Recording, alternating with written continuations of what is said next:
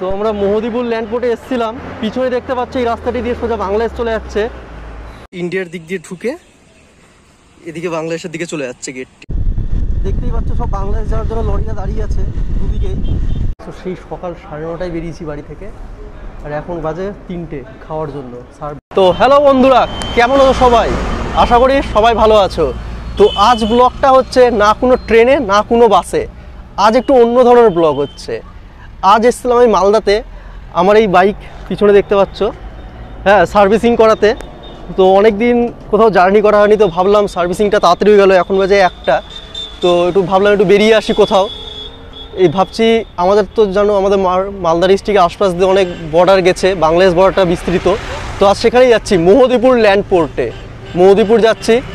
তো গুলু আছে, গুলু অনেক দিন হলো জার্নি হয়নি, তো আজকে একটু বেরিয়ে গেলাম নাকি বাইক নিয়ে। আজ ওয়েদারটা বেশ ভালোই আছে, বললাম যে চল ঘুরে আসি, দেখা যাক ওখানে গিয়ে স্পটে পৌঁছাই, তারপরে কি হয়। তো সার্ভিসিং করে নিয়েছি তোমাদের। আমরা এখন বর্তমানে দাঁড়িয়েছি মালদার বাইপাস আর মালদা টাউন যেখান থেকে ভাগ হচ্ছে সেই রাস্তাটাতে। এই হচ্ছে আমার বাইক 220 আজকে। আর তোমরা সামনেই দেখতে পাচ্ছ এদিকে ডান দিকে রাস্তাটি চলে যাচ্ছে মালদা বাইপাস, আর ওই পার দিয়ে রাস্তাটি চলে যাচ্ছে মালদা টাউনের ভিতরে। তো চলো জার্নিটা আগে কভার করছি।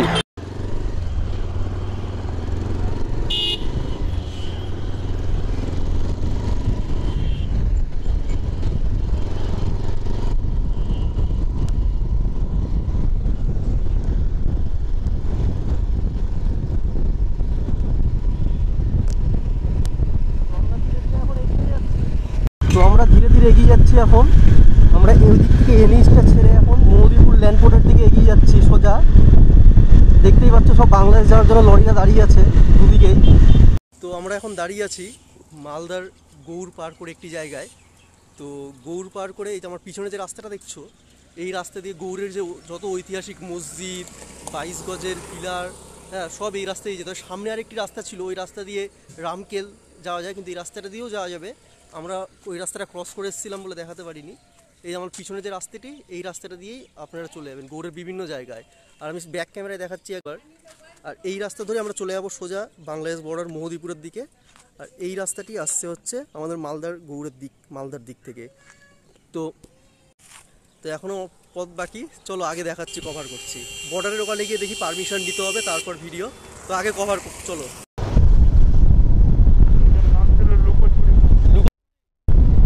আমরা যে আগে যাচ্ছি, জাস্ট এখানে সব বাংলাদেশের লরিটা পার্কিংয়ে দাঁড়িয়ে আছে, এগুলো সব বাংলাদেশ যাবে এখন। জাস্ট আজকে ওয়েদারটা দারুণ আজকে।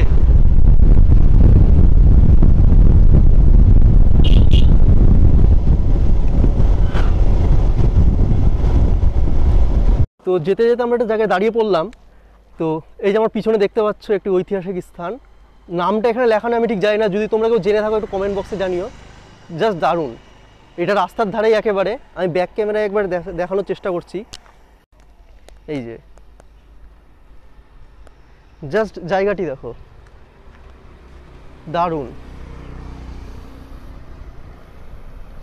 দেখো। তো জায়গাটির নাম আমি জানি না, যদি জেনে থাকো তোমরা একটু কমেন্টে জানিও। আর আগে চলো দেখা হচ্ছে, ওখানে গিয়ে পারমিশন নিতে হবে বিএসএফদের কাছ থেকে, তারপর দেখা হচ্ছে। মানে ভিডিও পারমিশন খুব লুকোনো দিয়েছে, রেস্ট্রিক্টেড আছে আজকে। এই যে লরিগুলো যাচ্ছে, যে এটাই বাংলাদেশের দিকে চলে যাচ্ছে লরিগুলো, এটাই বাংলাদেশের দিকে লরিগুলো যাচ্ছে, দেখতেই পাচ্ছ এগুলো। ওই সামনে যে সবুজ সাইনবোর্ডটি দেখতে পাচ্ছ তোমরা, এটা হচ্ছে ইন্ডিয়া শেষ করে বাংলাদেশ। আর এটা দিয়ে চলে যাচ্ছে রাজশাহীর দিকে, রাজশাহী। আর এই পারটা হচ্ছে মোহদিপুর, ওই পারে হচ্ছে সোনা মসজিদ।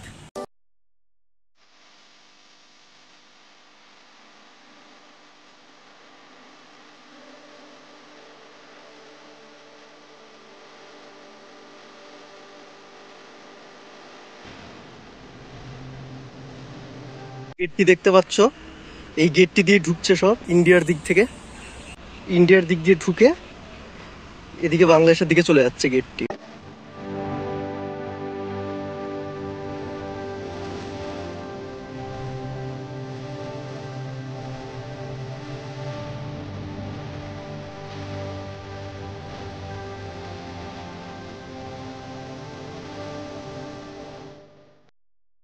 তো তো আমরা মোহদিপুর ল্যান্ডপোর্টে এসেছিলাম, পিছনে দেখতে পাচ্ছি এই রাস্তাটি দিয়ে সোজা বাংলাদেশ চলে যাচ্ছে। তো কিছু রেস্ট্রিক্টেশনের জন্য আমরা ভিডিও এভাবে করতে পারলাম না, অল্প ক্লিপ তুলেছি আর কিছু ছবির মাধ্যমে দেখেছো তোমরা। তো এই রাস্তাটি সোজা চলে যাচ্ছে, আর এই পিছনে আমাদের ভারত হয়ে মালদার দিকে ভারতের। তো এই চলো এখানে শেষ পিছনে আমার পিছনে কাস্টম অফিস, তারপর ইমিগ্রেশন অফিস ছিল, তারপরে সোজা।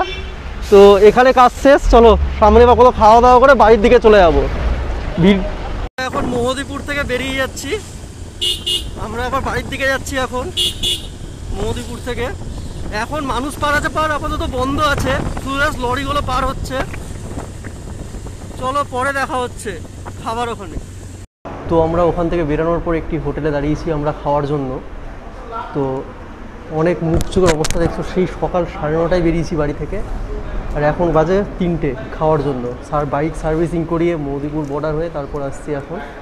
তো তোমাদের দেখিয়ে দিই, এই খাবার নিয়ে নিয়েছি, ভাত, সবজি, পাঁপড় ভাজা, মাছ। তো অনেক টায়ার্ড হয়ে গেছি, খেয়ে নিই, খেয়ে দিয়ে একেবারে বাড়ি গিয়ে কথা হবে বা রাস্তায় কথা হচ্ছে, আগে খেয়ে নিই। তো আমরা এখানে খাওয়া দাওয়া করলাম, খাওয়া দাওয়া হয়ে গেছে, দারুণ খাবার দাবার ছিল এখানে। আর আজকে খুব টায়ার্ড হয়ে গেছি, ভেবেছিলাম বাড়িতে গিয়ে ভিডিওটা শেষ করব, কিন্তু এখানেই শেষ করছি ভিডিওটা।